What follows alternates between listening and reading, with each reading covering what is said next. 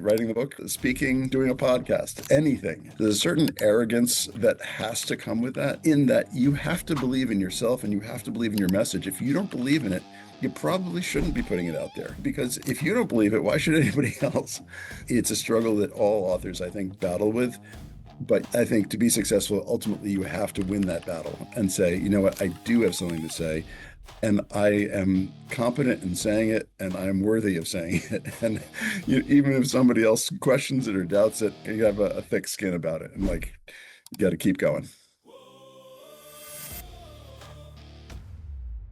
Some experts chase attention, but the smart ones build authority. You're listening to the Authority on Demand podcast, where credibility becomes your competitive advantage. Every week, we're pulling back the curtain on how founders and leaders turn expertise into inbound demand through books that position, media that converse, and strategies that actually move the needle. I'm Danielle Hutchinson, your host and Chief Creative Officer at Authority on Demand. Now, let's turn your authority into leverage. So, do you ever feel like you're going through the motions, not sure what really drives you? Well, our guest today has the answers. Dr. J.D. Pincus, renowned social psychologist and pioneer of the Agile Brain model, he's spent decades decoding the 12 core emotional needs that shape our lives, and his book, The Emotionally Agile Brain, is a treasure map to your authentic self. In today's episode, we're going to show you how to read it, how to read that treasure map. So prepare for a journey from surviving to thriving. JD, welcome to the show. Great, thanks. Pleasure to be here, Danielle. Hey, real quick before we jump back in, if you're loving what we're doing here, hit that subscribe button and drop us a like. We're bringing you the best authors, the most real conversations, and all the writing wisdom that you didn't know you needed. So stick around, because it only gets better from here. All right. Now let's get back to the conversation. Yeah, of course. We're happy to have you on too. And right before we started recording today, everybody, we had to talk about mission and purpose, because that is the name of our podcast today. And JD certainly is on a mission. I wonder if you want to share a little bit about that and how the Agile Brain model ties in. Sure. So I'd like to, maybe start with a little bit of background on myself and Let's sort of do how, that. Yeah. yeah, how I kind of got to this point. Um, so I like to point out that I went to grad school at a time that was sort of the height of the cognitive revolution. And the cognitive revolution, you probably weren't alive then, but it basically was this belief in social science that everything that we do ultimately gets filtered through what we're thinking about consciously.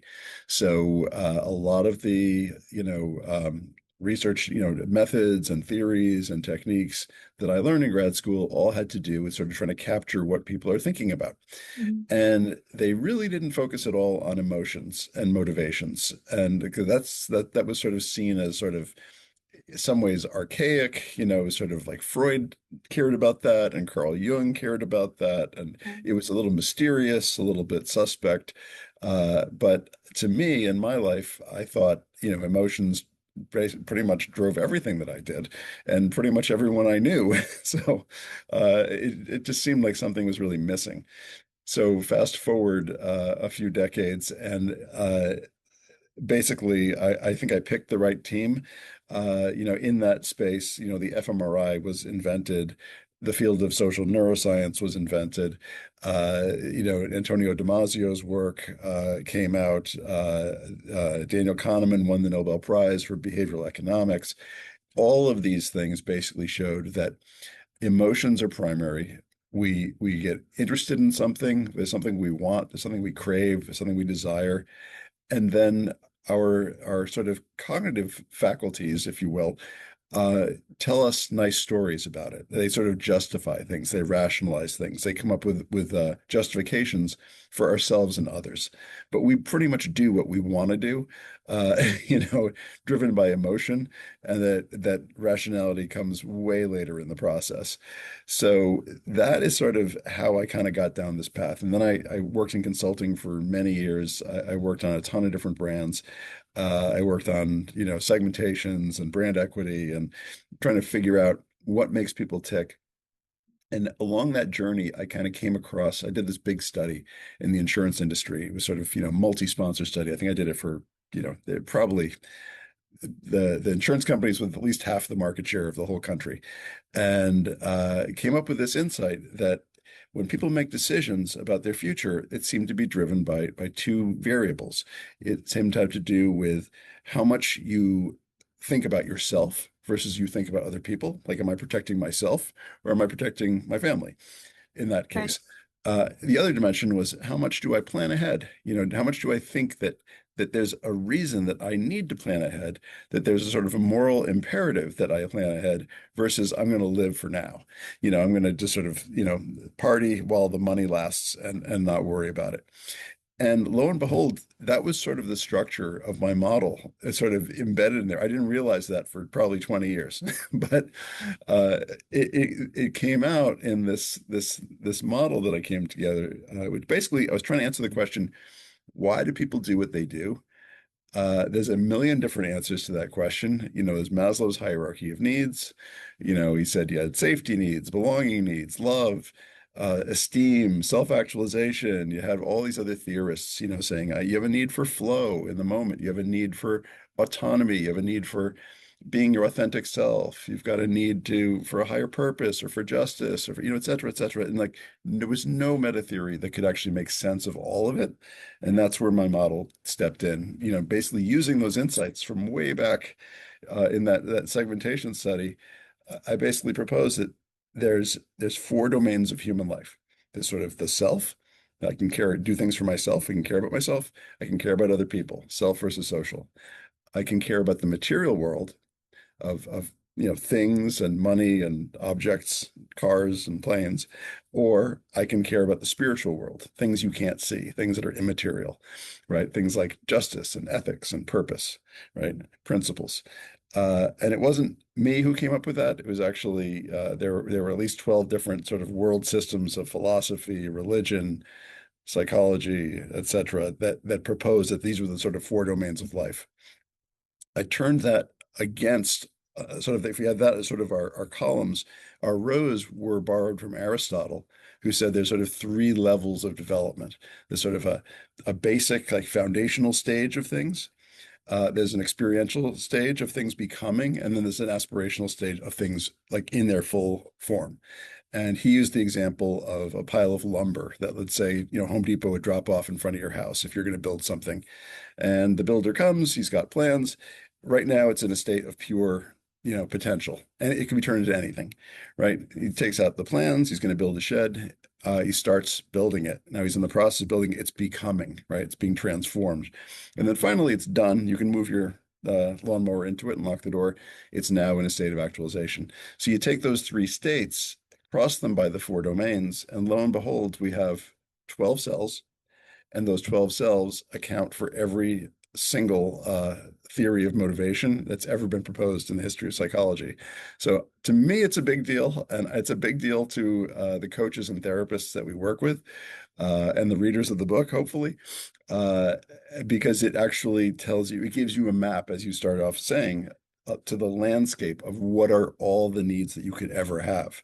These are not like, little transient needs, like, like I've got a little itchy spot on my back and I want to scratch it.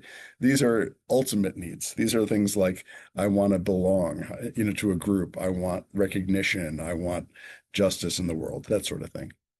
Make sense?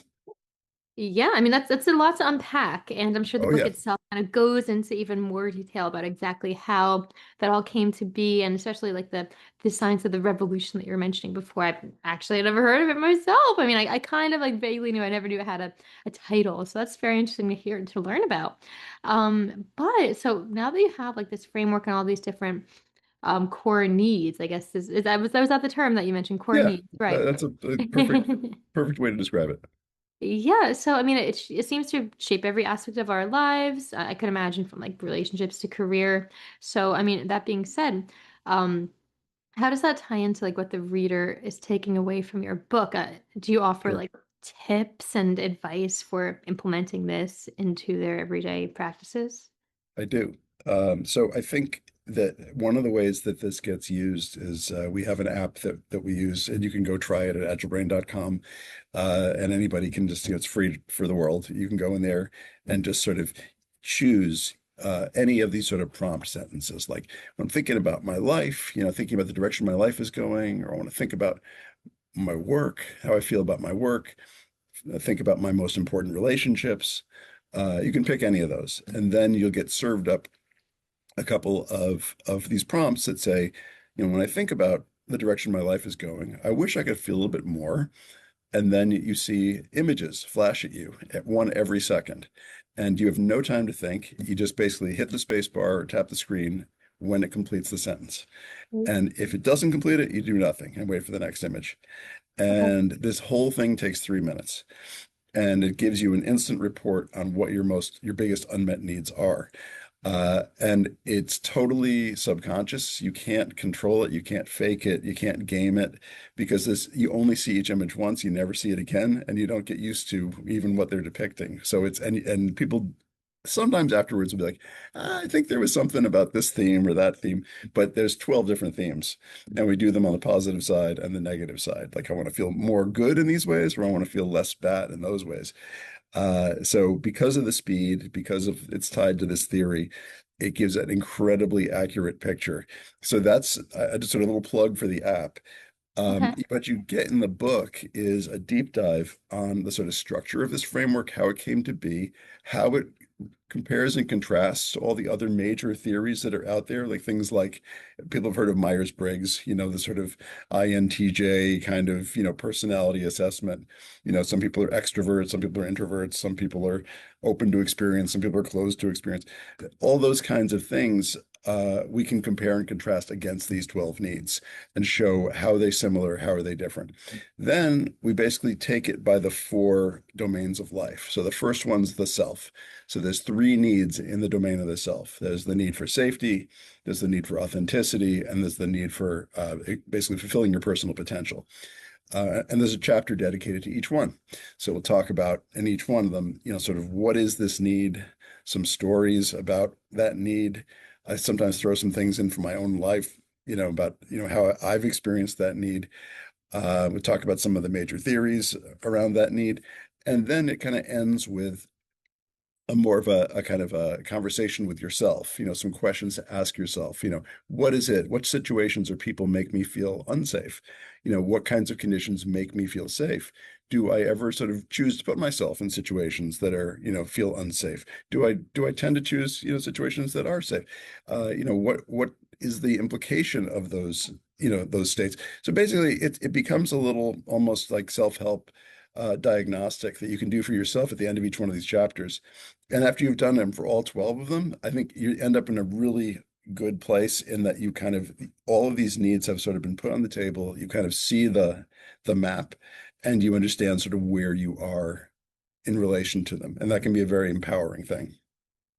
Understood, and that's really cool that you have the app as like a supplement to it also, and Yeah. the fact that there's reflection for the readers for every chapter, that's also incredible. I always say to authors, you can't have a self-help book or a nonfiction book without a check-in or an actionable step for readers to take. So it's great that you not only have the app with the reflections, and it really seems to engage them in the material itself, which at the end of the day helps to encourage them to follow that mission of yours to kind of just open their minds to things quite literally.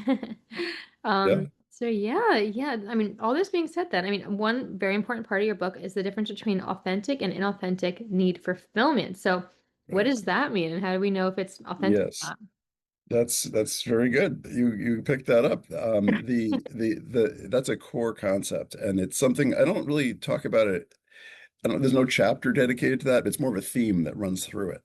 And it's this concept that we live in a world that's very, capitalistic, commercial, and consumer oriented. There's people who want to sell you something because they're going to make a profit from it. And I mean, nothing inherently wrong with that. It's just because of the ubiquity of media and screens and, soundtracks in our lives, and advertisements and mailings and email and everything else. There tends to be a tendency to conflate what your real needs are, your real emotional needs, with what someone's trying to sell you. So people, like I'll say, everybody falls trapped to it. Like I'll see some, beautiful car, pull up next to me, and I'm like, hey, I would like to be in that beautiful car. I'd like to be driving that. But is that a need that I have? Is that, when you think about, what it actually costs, maybe I could afford it. Would I also want to pay for the insurance and the taxes on that in perpetuity? Would I also want to be, making sure that it's always parked in a place where no one's going to run into it? Would I always want, I mean, there's a whole lot of baggage that comes with the sort of commercial satisfaction of needs that is actually has nothing to do with our true emotional needs. So if my true emotional need is for peace of mind, let's say, Mhm. then having that, Porsche 911 is not going to fulfill that need. It's actually going to make me more anxious, right? It's actually going to make me feel worse. And I think there's unintended consequences across the board, from taking a kind of commercial perspective on need fulfillment, as if there's something out there that I could add to my, stable of objects that's going to actually make me feel better and actually move me toward a kind of deeper fulfillment. So I kind of hit that point a lot that for every one of these 12 needs, there's a product or products that are, optimized for that need. And don't be fooled. Don't think that if you bought that product, it's going to satisfy that need, because 9 times out of 10, it's not. Understood. Okay, yeah. So kind of just stopping and thinking, do I need this? Will it satisfy the need or will it not? Out of curiosity, does your app also offer insights on this as well? Kind of differentiate? Absolutely. Does okay. So what the cool thing about the app is that, in addition, this is something that's new, in 2025. Thank goodness, AI came along just when we were bringing this to market. But there is a chatbot built into it, so it'll give you your results, and you can look at the results on the screen, or you can print them out, take a PDF. But you can also go right into the chatbot and say, "Tell me about my results." And then you can say things like, it's telling me I have a need for, I don't know, an unmet need for care, right? I don't feel like people care for me enough, or I'm not caring for others enough. Like there's sort of a love thing that's missing. How can I distinguish between authentic sources of satisfaction for that and sort of, superficial ones? And it can go really deep. This chatbot is trained on it's on the book. Basically, I've written a ton of, peer-reviewed articles, like I think 14 or so in the last 3 years. And all of that content is in there. And it's sitting on top of an LLM that basically has general knowledge. So you end up with a great, it's like you can really go deep. It's like you're, spending time with, you know, uh, uh, someone who knows a lot about the psychology of all these needs, and you can really ask any question you want. Understood. Well, hey, I mean, I'm glad that you have that system again. Really great that you have it enabled. It enables readers to be connected and really implement what you're saying, not just read the book and then put it down after. But yeah, hey, to transition a little bit then into the book itself and the writing process in particular. Yeah, Tell me a little bit about that. Like, for example, something tells me in my notes here you that imposter syndrome, well, first off, is something that a lot of authors do struggle with. Is that something that you experienced when you started writing the book as well? I feel like it ties into this emotionally agile brain concept. absolutely. We talk about imposter syndrome in there. Imposter syndrome is really it comes in the domain of the self, right? As it should. So the basic domain of the self begins with the need for psychological safety. If I feel unsafe, if I don't feel like I'm secure, then I'm not going to be able to express my true authenticity, right? I'm not going to be able to speak in my own voice. I'm not going to be able to, paint and sculpt and play music in the ways that reflect me and my personality, because there's a kind of a tendency toward conformity. If I stay, there's that saying, the nail that sticks out gets hammered down, right? It's like an old proverb from Asia that is sort of unpleasant, but it's, promoting this concept of conformity. Uh, Mm. if I can't really be myself, and I'm trying to be myself, or I feel like I'm not being supported in that way, that's where a lot of imposter syndrome will come in, right? That's like I'm trying to do something. I'm trying to sort of expand myself, and I'm feeling like, no one appreciates it, no one gets it. They'd rather I just shut up and sat down and dressed like everybody else and, all the rest of it. The other place it comes in is at the top of that domain, which is self-actualization. It's like I'm trying to become my best self, right? I want to fulfill my full potential, be my best self. There too, it's like if I don't really feel secure in myself, I don't feel like people want to appreciate my authenticity, then I don't have a very firm foundation for kind of pushing myself to that next level. Like to say, I really want to be the master of something. I really want to be the best at something, or I want to be as good as I possibly can be.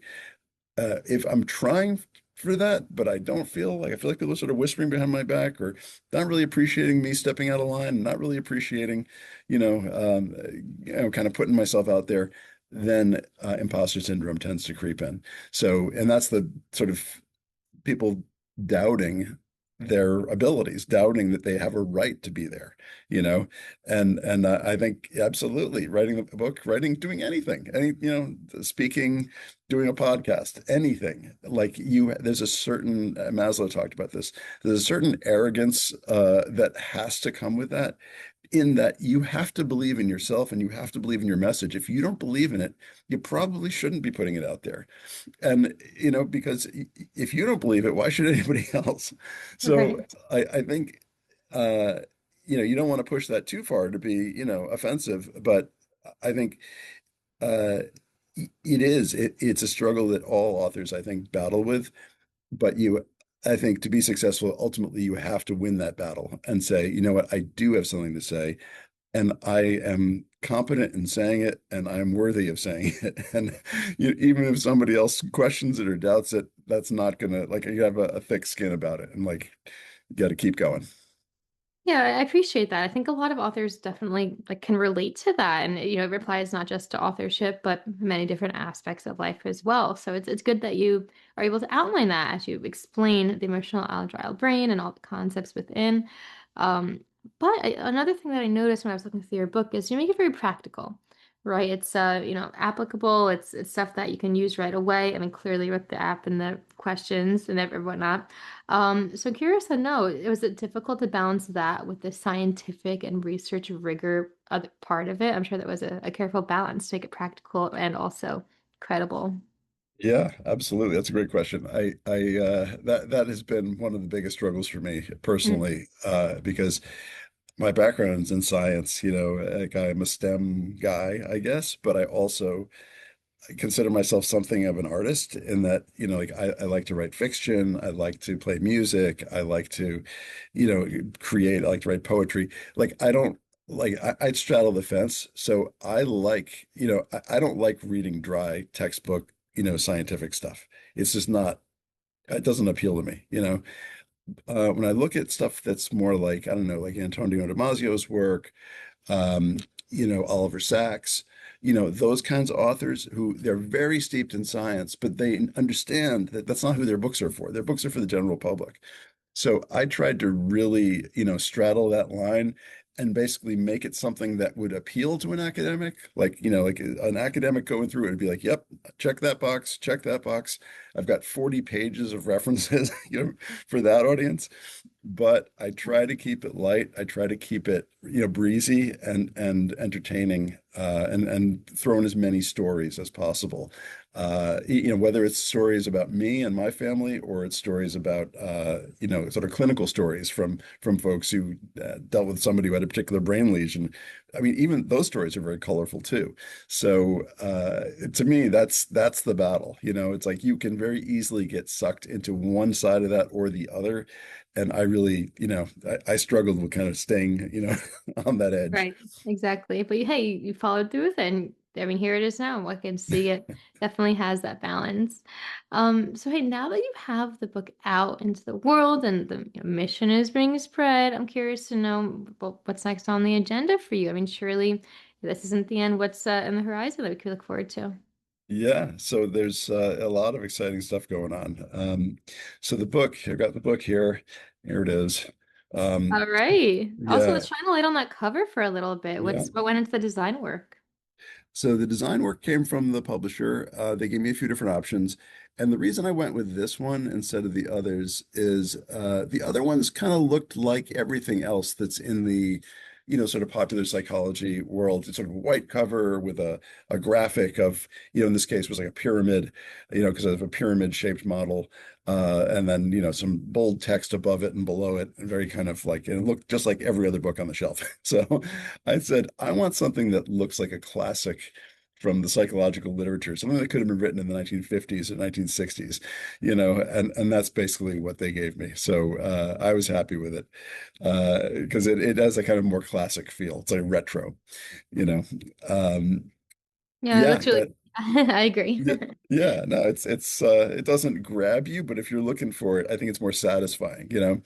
Um, the next phase is the same book just got published in Chinese. So I'm going to be working with the China Machine Press, which is the publisher, they're one of the biggest publishers in China, and trying to market that there, despite the fact that I don't speak any Chinese, but I'm trying to make myself available to them for webinars and and whatever writing I can do and in support of it.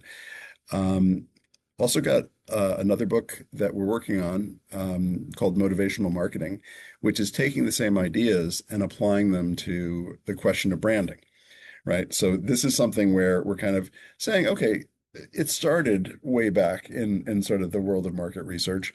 Maybe there's some value in kind of, for people to just think about trying to build their message about their brand, about whatever the concept is they're trying to convey, that you can start to understand by looking at these 12 needs that there's a framework that can be very helpful there. So that I'm writing with a guy named Ken Beller, and that should come out sometime next year. I've got another project going with a consultant named Lynn Turner, who is a management consultant, and we're going to be doing a thing called the Emotionally Agile Organization. So it's basically taking these concepts and applying them to things like leadership and organizational culture, employee engagement, organizational values, board leadership, all those kinds of things. Because I've spent a lot of time in that world too, so that's another area that I think has a lot of applicability. So we got that. If you want more, I've got more. We've got a program in Ukraine launched. We have a contract with the public schools in Kyiv, Ukraine, and they're basically promoting the use of the app right now. With all their students basically, because it's a huge problem of emotional well-being there, obviously in the middle of a war. Got another program that's going in Nigeria. We've got other ones going on in the school systems in the US. This is one of the SUNY colleges that's using it. So a lot of stuff going on. It's a busy time. Right. Oh yeah, I can only imagine. But hey, that's all really impressive stuff. I mean, you don't sit still, clearly, you have a goal in mind. You're gonna keep running at it full force. So yeah, it's great that you're dabbling in all this and very inspirational to a lot of people listening right now are struggling even to get their book written. And here you are having, overcome the imposter syndrome, written the book, found the framework, the right methods, and I think we have a lot to learn from you. So I appreciate you sharing with us everything that's um been working on. That being said, then I'm curious to know, I mean, if people want to check out any of this stuff, get connected, ask any questions, where's the best place to do so? Yeah, so they can connect with me on LinkedIn. It's J. David Pincus. They can go to our website, which is agilebrain.com. Uh, they can, there's a lot of links there that'll be useful to people, into the actual articles, the book, everything else.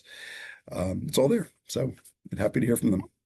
All right. Well, hey guys, you heard it here. We're going to put the link in the description box of this podcast today. So click on over and get in the know.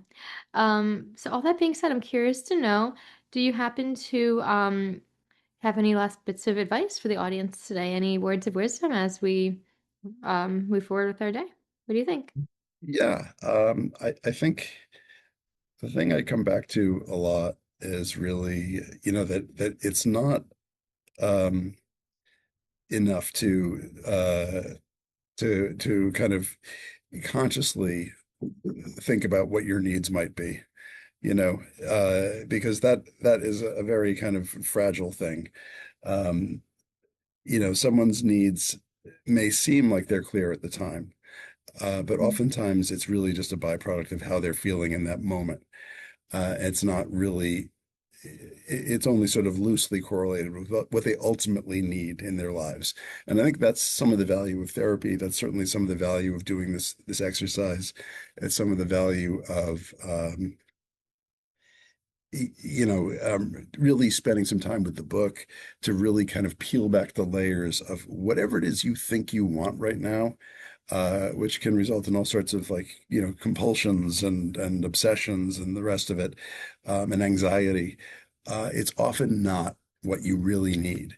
And what you really need is the path to fulfillment, which is going to take you through all 12 of those needs. You can't really skip any of them. You have to fulfill every single one of these areas. And when you do that, you'll find that there tends to be a kind of a simplification or an integration of your needs so that what you do to fulfill one need actually satisfies multiple needs. But it requires that sort of stepping back and looking at it holistically before you can really have that kind of an epiphany. Understood. Okay, so I like that. And at the end of the day, just take that step back, pause, maybe whatever it might be. But I get what you mean, and also I'm sure to take the words of wisdom from the book itself into heart as well. It plays a huge role too. So I thank you for all of that. I think that's a great tip to wrap it all up. And I do appreciate you coming on and sharing your insights with us. It's a remarkable framework, a lot of important things, and based on credible, grounded research that I think everyone can benefit from, regardless of their avenue of life, their endeavors. So yeah, thank you so much for joining us. It's been a really mind-expanding conversation. Thanks a lot, Danielle. Happy to be here. Of course, yeah. And guys, remember, go ahead and click on the links in the description box of this podcast and also check out the Emotionally Agile Brain. It's a must read for anyone who is seeking a research-backed roadmap or authentic motivation, fulfillment. So go ahead, click on the link, take the Agile Brain assessment, visit agilebrain.com. And until then, guys, we'll see you next time. Just keep reading, keep leading, and keep inspiring. This has been the Authors on Mission podcast. That's a wrap on another episode of the Authority on Demand podcast. If today's conversation sparked something in you, don't keep it to yourself. Share this episode with a founder or a leader who's ready to stop being the best kept secret in their industry. If you want to turn your expertise into inbound demand, head to authorityondemand.com to see how we help clients go from unknown to in demand. I'm Danielle Hutchinson, and I'll catch you on the next one. Now, go build some authority.